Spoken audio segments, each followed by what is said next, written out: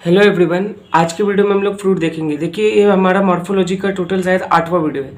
But आप ये मत समझो कि इतना ज़्यादा वीडियो है। एक्चुअली ऐसा है कि एक एक वीडियो सिर्फ 10-10 मिनट के हैं और मैंने सिर्फ एनसीईआरटी ही कवर किया है। तो मुश्किल से मॉर्फोलॉजी के अगर 10 वीडियो आए ना, तो मुश्किल से पूरे चैप्टर सिर्फ 100 मिनट्स में कवर हो जाएंगे, वो भी पूरी एनसीईआरटी। 100 मिनट्स में आपको पूरी एनसीईआरटी कवर मिल जाएगी मॉर्फो की, और वो भी सिर्फ 10 वीडियो में 10-10 मिनट के। तो आप इससे नीट में 3-4 क्वेश्चन राइट कर सकते हैं। पूरा मैंने मॉर्फो एनसीईआरटी का लाइन टू लाइन एकदम अच्छे से समझाया है। तो आज के वीडियो में हम फ्रूट देखेंगे, फ्रूट से स्टार्ट करेंगे। इससे पहले हमने क्या क्या पढ़ा है, लास्ट लेक्चर में हमने एंड्रोसियम, गाइनोसियम और कुछ प्लेसेंटेशन वगैरह देखे। तो टोटल मॉर्फोलॉजी में अपने को पढ़ना क्या रहता है। मॉर्फोलॉजी में अपने को सबसे पहले रूट पढ़ा मैंने, फिर मैंने स्टेम पढ़ा, फिर उसके बाद मैंने लीफ पढ़ा, इन्फ्लोरेसेंस पढ़ा, फ्लावर पढ़ा। अब जाके हम फ्रूट पढ़ेंगे, फिर इसके आगे सीड पढ़ेंगे, फिर इसके आगे फैमिलीज को देखेंगे। तो मतलब अगले 2-3 वीडियो में मॉर्फो पूरा खत्म हो जाएगा। तो जितने वीडियोस है ना, पिछले 7 वीडियो जो कि 70 मिनट के हैं, उनके लिंक आपको डिस्क्रिप्शन में नीचे दे दिया जाएगा और पूरा मॉर्फोलॉजी का नोट्स भी नीचे अपलोड कर दिया जाएगा, आप उसको देख सकते हैं। तो हम लोग स्टार्ट करते हैं आज के उससे पार्ट से। तो फ्रूट क्या होता है, characteristic features of flowering plant. Flowering plant यानी एंजियोस्पर्म का कैरेक्टरिस्टिक फीचर है। फ्रूट जो होता है और मेच्योर राइपेंड ओवरी से डेवलप होता है। मैंने आपको बताया था कि फर्टिलाइजेशन के बाद ओवरी से फ्रूट बनता है एंड ओविल से क्या बनता है, सीड बनता है। मैंने आपको पिछले वीडियो में भी बता चुका हूँ गाइनोसियम में।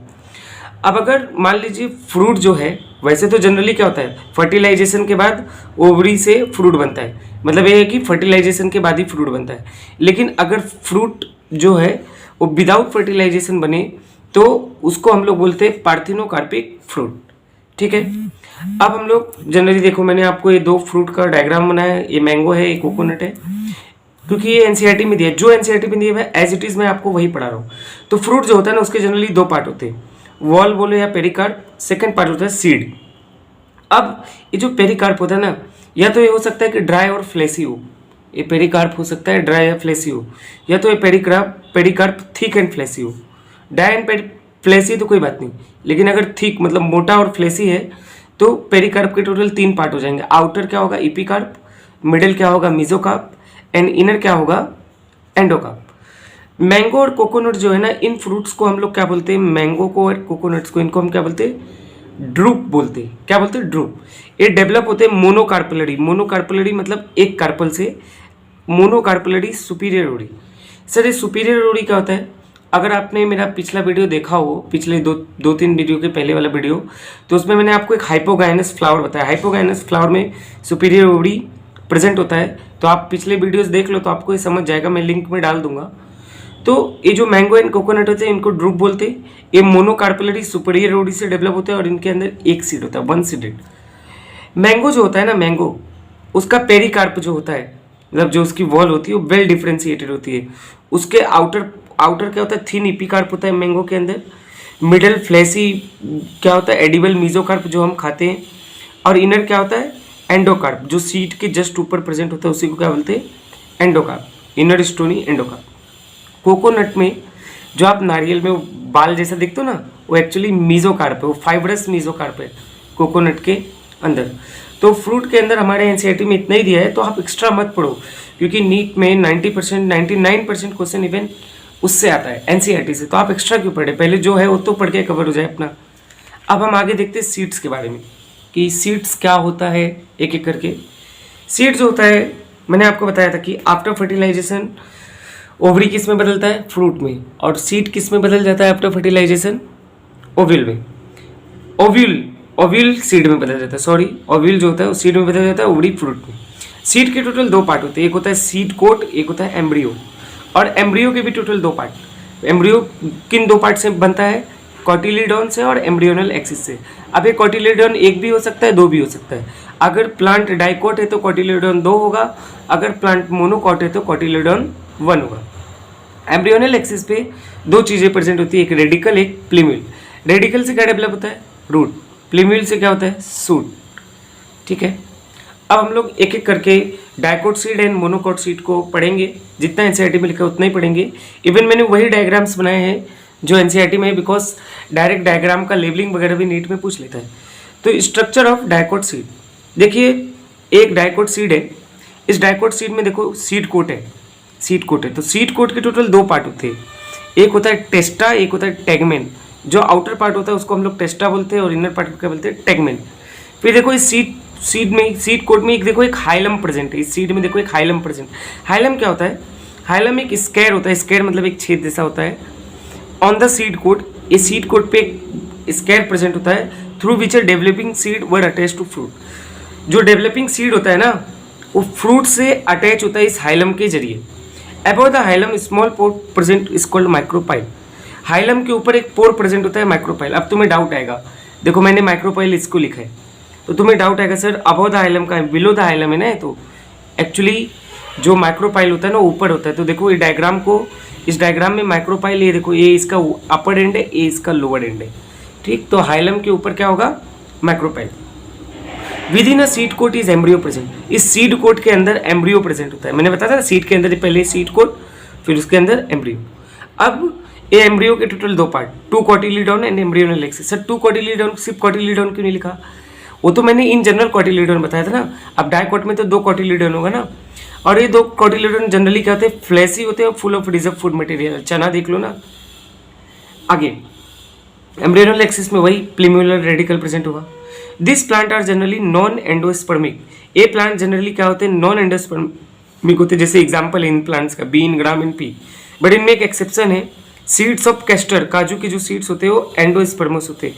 ये सर ये एंडोस्पर्मस नॉन एंडोस्पर्मस क्या है, एक्चुअली क्या होता है, जो एंजियोस्पर्मिक प्लांट होते हैं ना, जो एंजियोस्पर्मिक प्लांट होते हैं उनमें डबल फर्टिलाइजेशन होता है। मतलब डबल मतलब दो फर्टिलाइजेशन होता है, दो चीज़ का। एक तो एग का होता है, एक तो दो मेल गेमेटोफाइट होते हैं। एक मेल गेमेटोफाइट क्या करता है, एक्चुअली इसको मैं एकदम डिटेल में अगर आपको SRE की वीडियोस डालूंगा तो उसमें डिटेल में बताऊंगा। एक मेल गेमेटोफाइट एक के साथ फर्टिलाइज करता है, और एक टोटल दो मेल गेमेटोफाइट भी होते हैं, और दूसरा मेल गेमेटोफाइट सेकेंडरी न्यूक्लियस के साथ फर्टिलाइज करता है। सेकेंडरी न्यूक्लियस तो क्या होता है, मेल गेमेटोफाइट और एक से मिल के क्या बनता है, एम्ब्रियो। जबकि दूसरे मेल गेमेटोफाइट और सेकेंडरी न्यूक्लियस से मिलकर क्या बनता है, एंडोस्पर्म। तो जिन सीड में एंडोस्पर्म डेवलपमेंट के बाद ना प्रेजेंट रहे उनको नॉन एंडोस्पर्मिक सीड बोलते हैं। जैसे कि bean, gram and pea. Generally dicot seed जो होते हैं नॉन एंडोस्पर्मिक होते हैं, लेकिन कुछ एक्सेप्शंस होते हैं, जैसे कि कैस्टर डाइकोट है फिर भी उसके अंदर एंडोस्पर्मस सीड होता है, तो वो एक्सेप्शन है, लेकिन जनरली क्या होते हैं, नॉन एंडोस्पर्मिक होते हैं डाइकोट। अब आता है next structure of monocot seed. Monocot plant जो होते हैं वो जनरली एंडोस्पर्मिक होते हैं। देखो मैंने कहा था ना, डाइकोट क्या होता है, जनरली नॉन एंडोस्पर्मिक होते हैं, लेकिन मोनोकॉट क्या होता है, जनरली एंडोस्पर्मिक होते हैं। मोनोकॉट में भी एक्सेप्शन है, ऑर्किड जो कि नॉन एंडोस्पर्मिक होता है, तो आपको याद होने चाहिए जो एक्सेप्शन है। डाइकोट में कौन सा एक्सेप्शन है, कैस्टर है जो कि एंडोस्पर्मस होता है, और मोनोकॉट में कौन सा एक्सेप्शन है, ऑर्किड है जो कि नॉन एंडोस्पर्मस होता है। अब देखो मैं आपको इसकी थ्योरी जो है, आपको मोनोकॉट सीड में आपको जनरली ये मेज का सीड बता के उसको पूरा थ्योरी में एक्सप्लेन किया है। तो इस मेज के सीड को मैं आपको अच्छे से एक्सप्लेन करूंगा। इसमें देखो इस मेज के सीड में ये जो येलो रीजन दिख रहा है ना आपको, ये एंडोस्पर्म है। इसके अलावा ये जो खाली रीजन दिख रहा है जिसमें रेड है और कलर नहीं मारा है मैंने येलो से, वो रीजन क्या है, एम्ब्रियो। क्या होता है इस मेज के सीड को ध्यान से देखो, मेज भी एक तरह का मोनोकॉट प्लांट है, तो अगर आप इस सीड को पढ़ोगे तो जनरली आप मोनोकॉट सीड को ही तो पढ़ रहे हो ना। तो ये जो मेज के सीड है ना, इसमें जो सीड कोट होता है ना, ये मेम्ब्रानस होता है और ये फ्यूज होता है, फ्रूट वॉल से फ्यूज होता है। जो मतलब मेज का जो सीड है, मेज भी एक मोनोकॉट ही है, हम मोनोकॉट ही पढ़ रहे हैं। मेज का ये जो सीड कोट है ये जनरली क्या होता है, मेम्ब्रानस होता है और फ्यूज होता है फ्रूट वॉल से, ठीक। मैंने आपको क्या बोला, ये जो येलो वाला रीजन है क्या है, एंडोस्पर्म है। तो ध्यान से देखो ये येलो वाला रीजन क्या है, एंडोस्पर्म है। इस एंडोस्पर्म की जो आउटर कवरिंग होती है ना, आउटर कवरिंग देखो ना, ब्लैक में मैंने बनाया है इसे, तो इसको हम लोग बोलते हैं एल्यूरियन लेयर। ये एल्यूरियन लेयर क्या थी, आउटर कवरिंग ऑफ एंडोस्पर्म, जो कि सेपरेट करता है एम्ब्रियो को एंडोस्पर्म से। देखो ना ये नीचे वाला क्या है, एम्ब्रियो है, एम्ब्रियो को एंडोस्पर्म से सेपरेट कर रहा है ये आउटर लेयर, एल्यूरियन लेयर, ठीक। एम्ब्रियो में एक स्क्विटुलम होता है। स्क्विटुलम क्या होता है? वन लार्ज सील्ड सेप कोटिलेडोन। क्या मोनोकॉट में एक ही कोटिलेडोन होता है? हाँ, उसको क्या बोलते हैं? मेज के कोटिलेडोन को स्क्विटेलम बोलते हैं, जो कि लार्ज और सील्ड सेप होता है। उसके अलावा इसमें प्लीम्यूल और रेडिकल प्रेजेंट होगा एम्ब्रियो में, जाहिर सी बात। और ये प्लीम्यूल से क्या डेवलप होता है? सूट, और रेडिकल से रूट।